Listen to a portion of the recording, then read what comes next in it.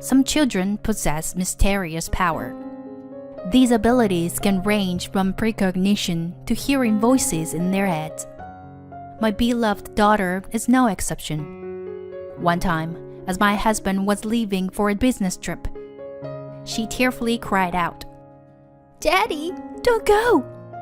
It seems like the place you're staying with the women today will catch fire." He left it off, wondering if she had seen it in a dream. He would later regret not believing her for the rest of his life. My name is Kathy, and I am 31 years old. I used to work as a chef in a restaurant where I met my husband Jason, who was 5 years older than me and worked as a salesperson for a food manufacturing company. And we got to know each other during meetings. We hit it off. And eventually he proposed, and we got married. I continued working for a while after getting married, but I quit my job when I gave birth. Our lovely daughter Sandra is now 5 years old. Raising her has been challenging, but she is so adorable. And every day is incredibly fulfilling. Jason, who works in sales, often comes home late, and by the time he arrives, our daughter is already asleep. In the beginning, he used to peek into her room to catch a glimpse of her sleeping face, and I would gently scold him, saying, "Don't wake her up." However, lately, he hasn't even been doing that. The most challenging period of raising kids is up until the age of 3. Although he was busy, Jason didn't help with childcare even on his days off, and he would just laze around in bed. "Hey, I understand you're tired, but at least take care of her on your day off." I complained, but he brushed me off, saying, "What? I have to work even on my days off? When am I supposed to rest then?" I never got any break throughout the year, but it seemed like he adored Sandra. Although he never changed her diapers or fed her milk, he would only play with her when it suited him and buy her toys to win her affection.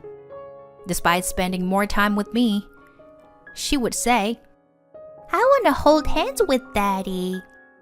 It sometimes annoyed me how she favored him, although he wasn't cooperative in raising her. He would occasionally take us shopping or out for dinner when he felt like it. I partly gave up, thinking, well, maybe this is what every married couple is like. And as for our daughter Sandra, from around the age of 3, she seemed to have some mysterious power or a slightly peculiar aspect. I'm currently pregnant with our second child, but before I knew I was pregnant, during the time when we went to the restroom together while we were out, she asked, "Mommy, is the baby in your belly a boy or a girl?" "A baby in my belly?" Although we were trying to conceive, we hadn't been successful. I hadn't taken it too seriously. But when she mentioned it, I suddenly realized that my period was late. So I bought a pregnancy test just in case, and it indeed showed that I was pregnant. I became certain of her mysterious power on the day we planned to go to the shopping mall. Usually, she would be excited to go out, but that day she vehemently opposed, crying and yelling, "I don't want to go. No." Since she cried so much, we decided not to go. And it was a good thing we didn't. That night on the news, we learned that there had been an assault at the mall during the time we planned to go. I excitedly told my husband, "It's a good thing we didn't go. We could have gotten caught up in the accident." But he dismissed it, saying, "No way. It was just a coincidence." When we visited my in-laws during a holiday, she tearfully told her grandmother, "I see something cloudy in your chest. You should go to the hospital soon." Since she had predicted the incident before, I believed her. I explained the situation to my mother-in-law Ellen and suggested she have a checkup. But her response left me speechless. creepy. What kind of child is she? It's because of your poor parenting that she turned out like this. It's not me who should go to the hospital. It's her. Don't let her say weird things outside. It's embarrassing. People will think she's creepy. I was at a loss for words at her harsh comment. Until then, I neither liked nor disliked her, but maintained a moderate distance since she was my husband's mother. But from that moment on, I started to dislike her. Later, we found out that she indeed had breast cancer. Fortunately, it was in the early stage and could be removed through surgery. But she said things like, "You don't really think Sandra predicted it, do you? It was just a lucky guess." But I knew the truth. Normally, she would avoid health checkups. But this time, she went for a breast cancer screening, right after my daughter told her about it. She must have believed my daughter's worst. If the discovery had been delayed, it might have been too late. Although I didn't want to see Ellen during this summer break, I decided to go because my sister-in-law Lisa, who is my age, was coming home, and I was looking forward to seeing her. "Hi, Kathy. Long time no see. How are you?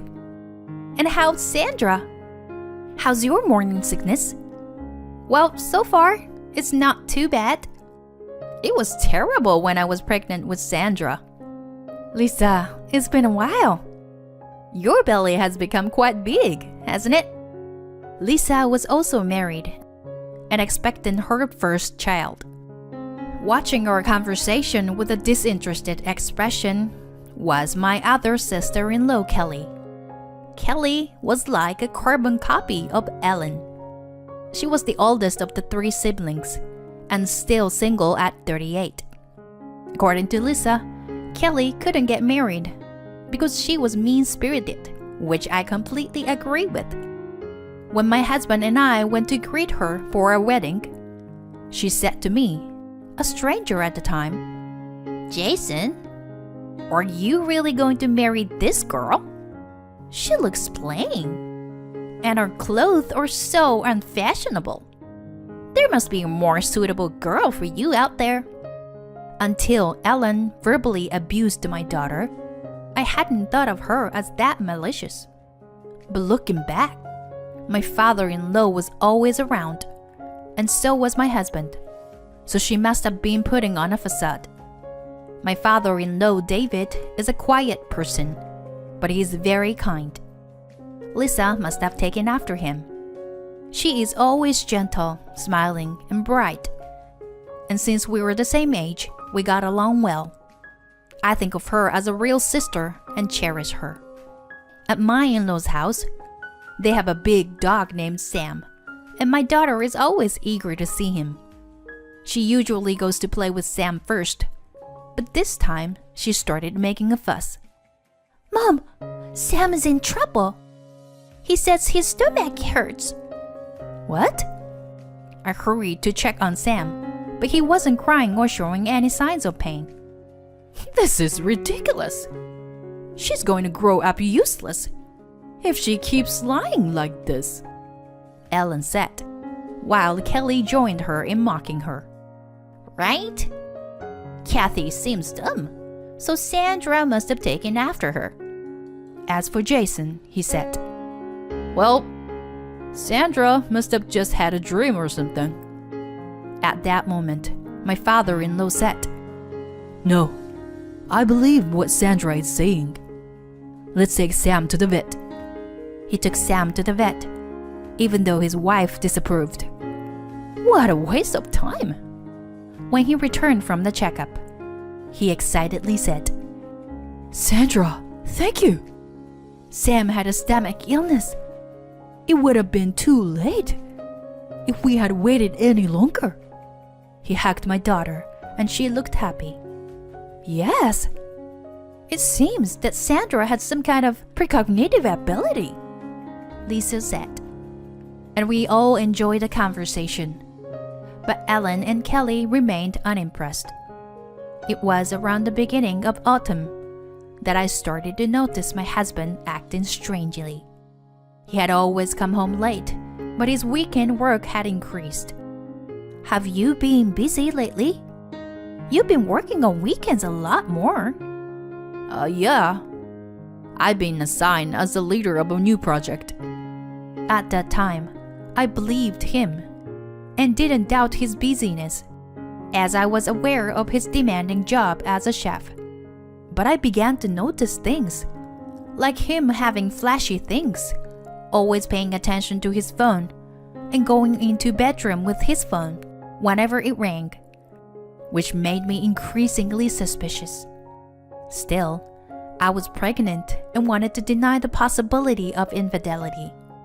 Meanwhile, I was busy with my daughter, prenatal checkups, and maternity yoga, and I had completely forgotten about my suspicions about Jason. Lisa gave birth during this time, so we went to celebrate and got to hold my new nephew. Sandra seemed fascinated by the baby she was seeing for the first time. "The baby in your belly is a girl." "Wow, a girl, huh? I'm so happy." "You will have a little sister, Sandra." Although I didn't know the gender yet, I was confident it was a girl since she said so. Lisa also said, "I wish I had asked Sandra to predict the gender too. They had told me it was a girl, but it turned out to be a boy." We laughed together.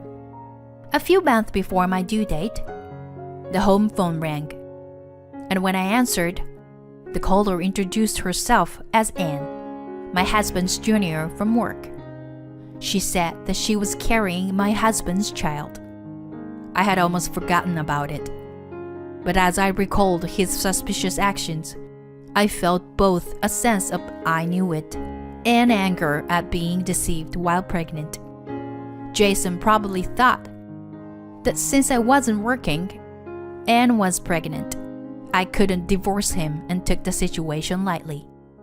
For some reason, I had a strong feeling that her pregnancy was a lie. "Well, congratulations," I said excitedly, which she probably hadn't expected. Not knowing how to respond, she seemed confused as I asked, "So, in other words, you want us to divorce, right?" Yes." That's inconvenient because I'm pregnant too. Can you at least wait until I give birth? You can wait that long, right?" "Of course. I should be the priority since I'm his wife." Perhaps finding me creepy, she quickly hung up the phone. Although I had a faint suspicion of his infidelity, I never thought the person involved would call me directly. But I saved myself the trouble and expense of hiring a private investigator to look into his affair. So I started to find the situation amusing and even funny. But what should I do now? Can I really manage on my own? After divorcing my husband when our second child is about to be born? While divorce seems inevitable, I decided to seriously consider what to do next, without telling Jason about the call. Life went on as if nothing had happened, until one day my husband announced he was going on a business trip. But given his excitement and cheerful demeanor, I was convinced he was going on a romantic trip with the woman named Anne. "Oh, you're working so hard. What's the business trip to? I need to know where you are, just in case something happens. And I need to get a hold of you." When I said that, his face tensed for a moment. But he composed himself, took out his smartphone from his bag, and wrote down the hotel's address. He probably wrote down the contact information from a previous actual business trip. On the day of his departure, as I handed him his bag, I said, "Take care and have a safe trip." "Sorry to leave you while you're pregnant.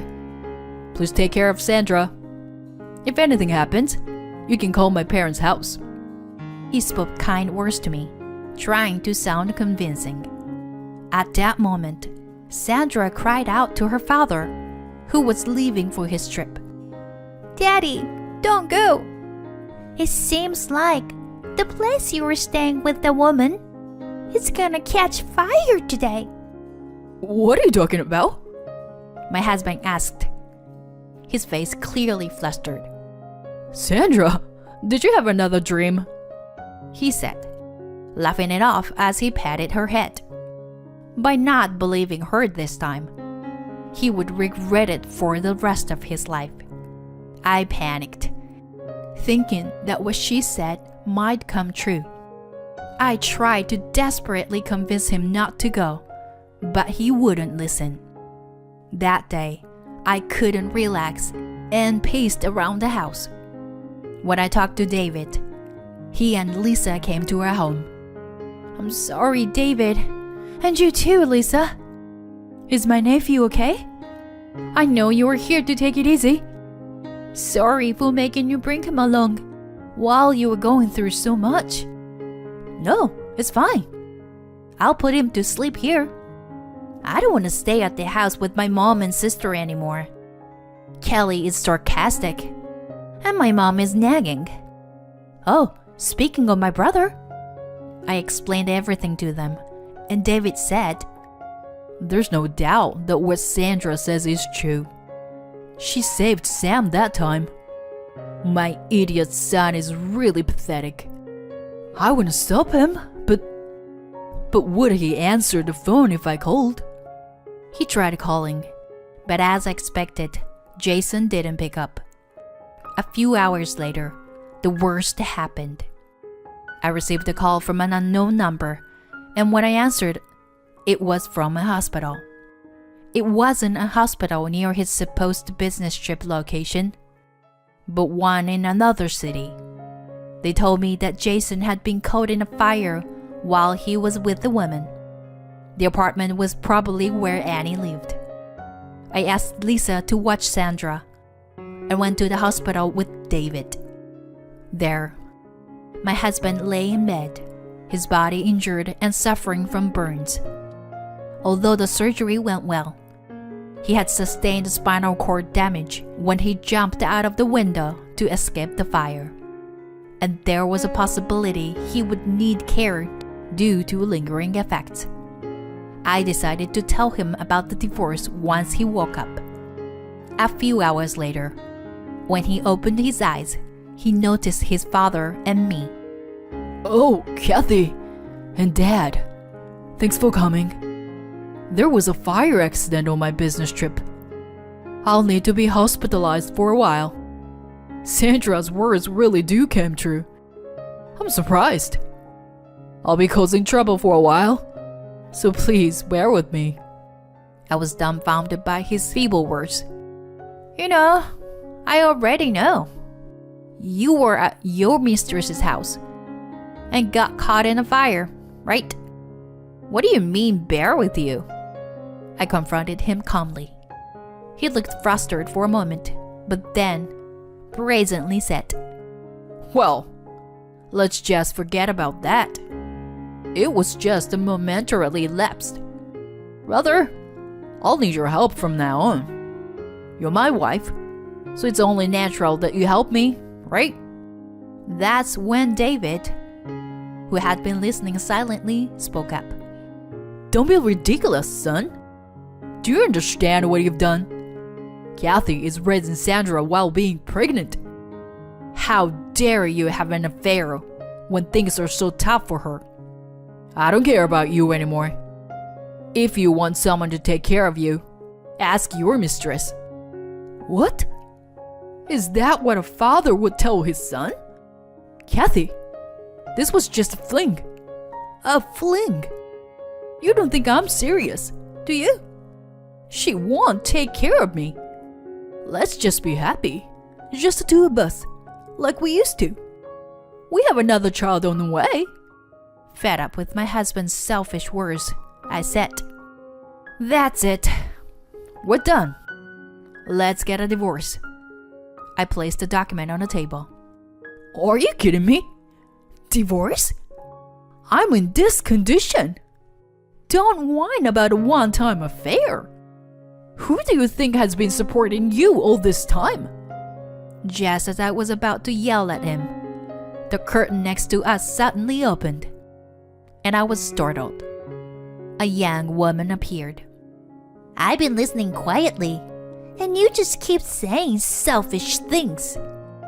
You just ran away from the fire without me.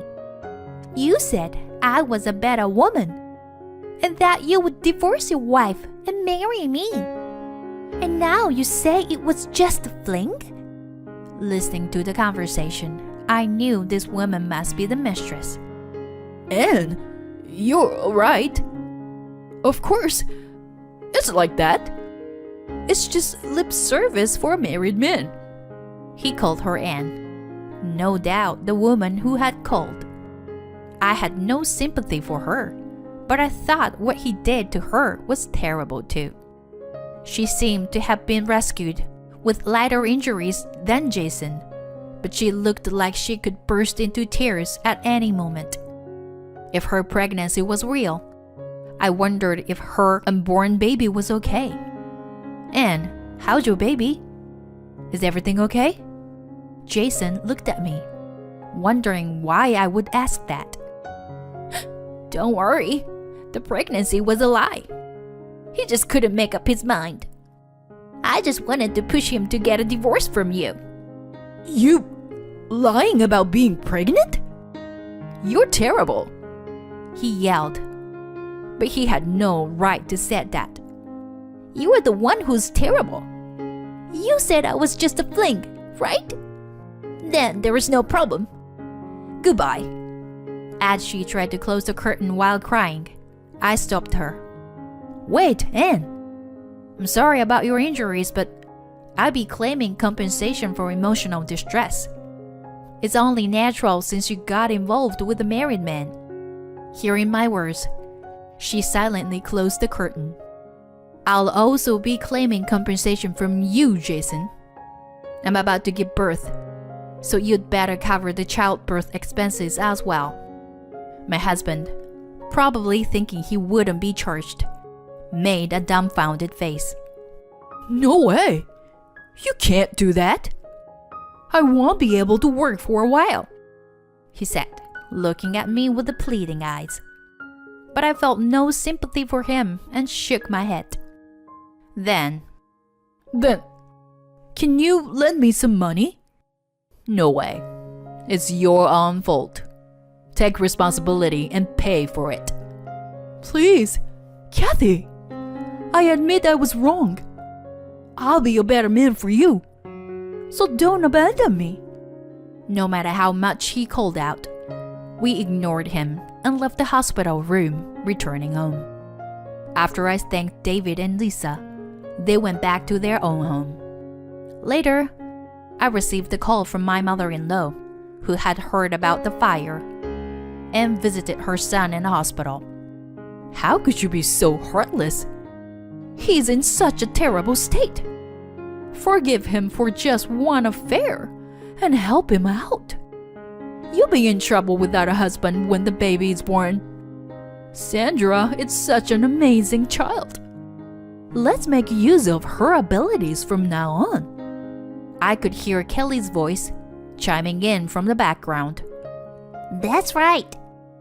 It made me think how selfish they both were.